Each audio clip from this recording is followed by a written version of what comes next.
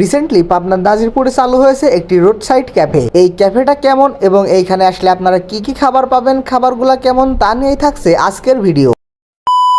হেই everyone, আসসালামু আলাইকুম। কেমন আছেন সবাই? আশা করি আপনারা সকলেই ভালো আছেন। আজকে আমরা আসছি পাবনার নাজিরপুরে। এই নাজিরপুরে রিসেন্টলি চালু হয়েছে রংমহল ক্যাফে। এটি নাজিরপুর থেকে পাবনা যাওয়ার মেন হাইওয়ে রোডের সাথেই পড়ে। এই ক্যাফেটা খুব রিসেন্টলি চালু হয়েছে, আর নতুন হিসেবে তারা যতটুকু পেরেছে অনেক সুন্দর করে ডেকোরেশন করার চেষ্টা করেছে। বেশ অনেকখানি স্পেস নিয়ে এই ক্যাফেটা তৈরি করা হয়েছে। বিশেষ করে এই টিপটপ লাইটের জন্য অন্যরকম ভালো লাগা কাজ করতেছিল। তাছাড়াও তারা এইখানে অনেক সুন্দর সুন্দর কিছু বসার জায়গার ব্যবস্থা করেছে, যেগুলো সত্যি অনেক ইউনিক এবং অনেক সুন্দর একটা ভাইবস দিচ্ছিল। সন্ধ্যার পরে ফ্রেন্ড সার্কেল নিয়ে আড্ডা দেওয়ার জন্য আপনার জন্য এটি একটি পারফেক্ট প্লেস হতে পারে, কারণ আড্ডা দেওয়ার জন্য যথেষ্ট সুন্দর পরিবেশ এইখানে রয়েছে। আচ্ছা, এবার আমরা চলে আসি তাদের খাবারের মেনুতে। আসলে খুবই রিসেন্টলি ওপেন হওয়ায় তারা এখানে এখনো মেনু কার্ড সিস্টেম করতে পারেনি। তবে আমরা তাদের মেনু থেকে এইখানকার স্পেশাল বটসুলা এবং তাদের স্পেশাল দই চিরা অর্ডার দেই। এছাড়াও আপনারা চা, কফি, কোল্ড ড্রিঙ্কস এবং ফুচকা পেয়ে যাবেন। আচ্ছা, এবার আসি খাবারের টেস্টের কথায়। এইখানে আসলে 2 পিস লুচি না পুরি দেওয়া হয়েছিল